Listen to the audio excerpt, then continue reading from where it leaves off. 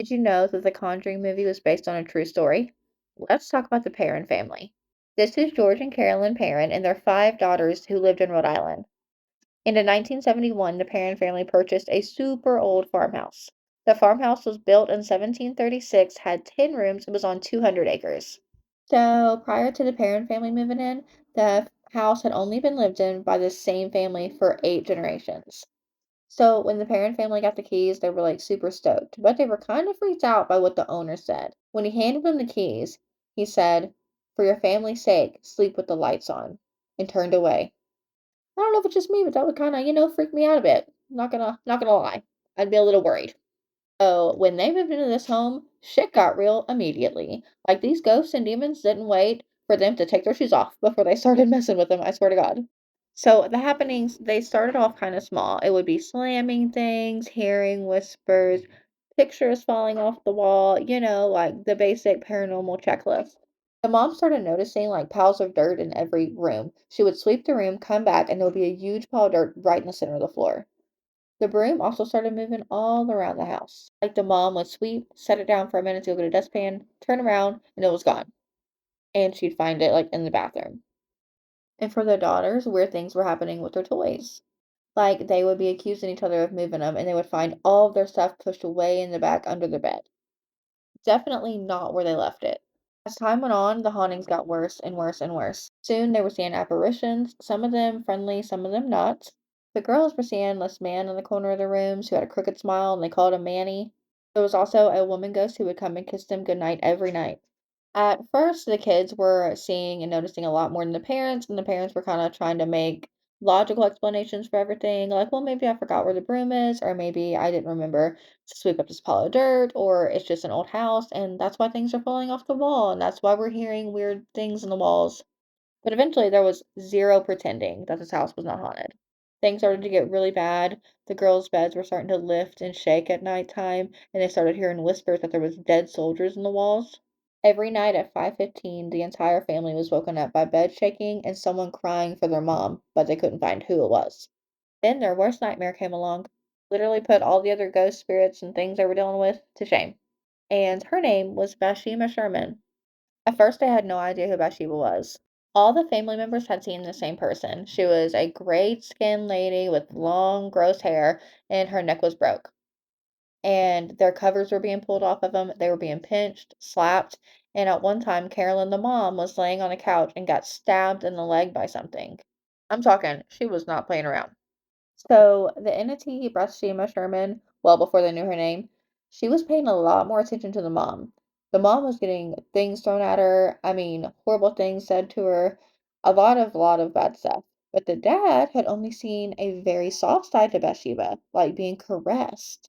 And the girl said that Bathsheba seen her mom as competition and hated when she was in the house. Like this, the activity would heighten 10 times once her mother was home. So eventually Carolyn was like, okay, I have got to find out the history of this house. Like, this is crazy. So she goes down to this public archive place and starts reading all about her property. And she was shocked. Now remember, this is called the Arnold Estates, and she found out why. Because the Arnold families who had lived there for generations. The mother had hung herself in the attic, her son had hung himself in the barn, their 11-year-old niece had been brutally SA'd and unalived by a farmhand they had. Two children had drowned on the creek right beside their house. Four soldiers had froze to death, and there was several other unexplained deaths. And then she seen Bathsheba. So Bathsheba and her husband lived there in the mid 1800s. They had three children, and they all mysteriously died before they were 7 years old. This is the only known photo of Bathsheba, and it's in front of the original farmhouse.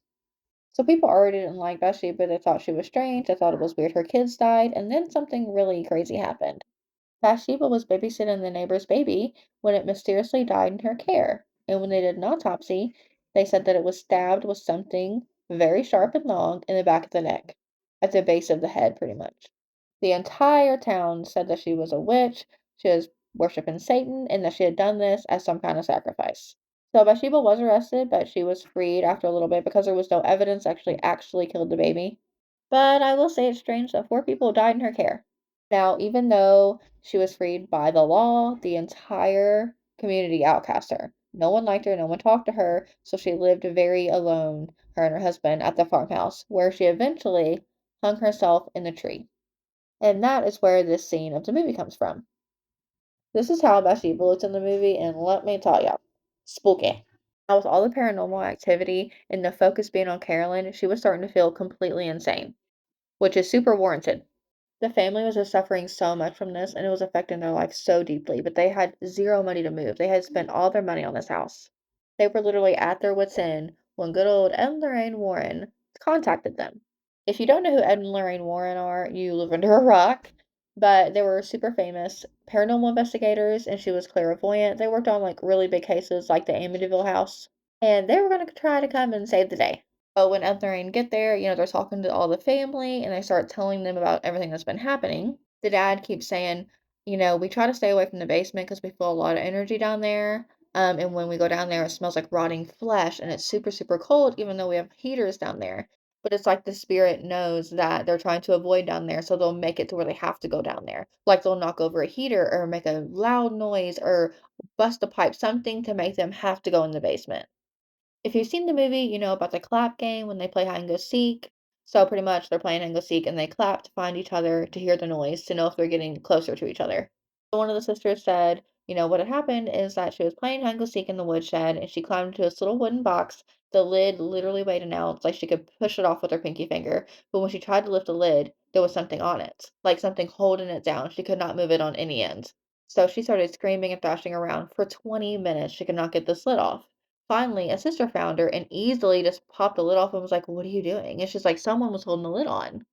And Lorraine was like, "It was Bathsheba." She was so positive she could just feel it. Like I said, she was clairvoyant.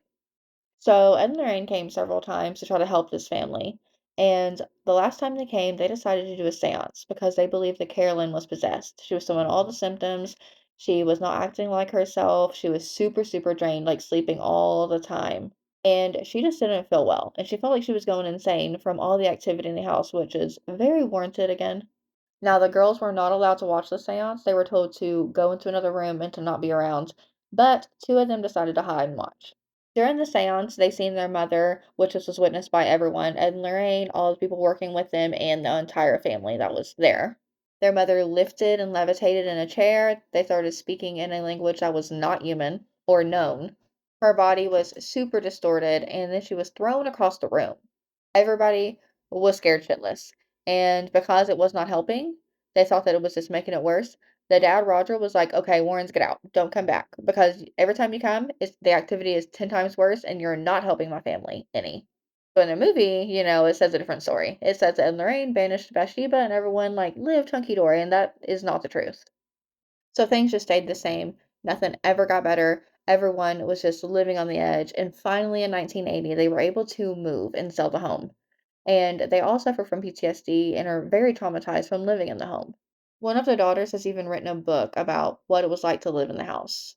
It has since been purchased again, and those people do say that they have a lot of paranormal activity. They actually said that for the first 4 months, they wouldn't even sleep in the main house. They slept in the small wing. They also offer tours and are very welcoming to the spirits now. That is the real story of The Conjuring. Better them than me.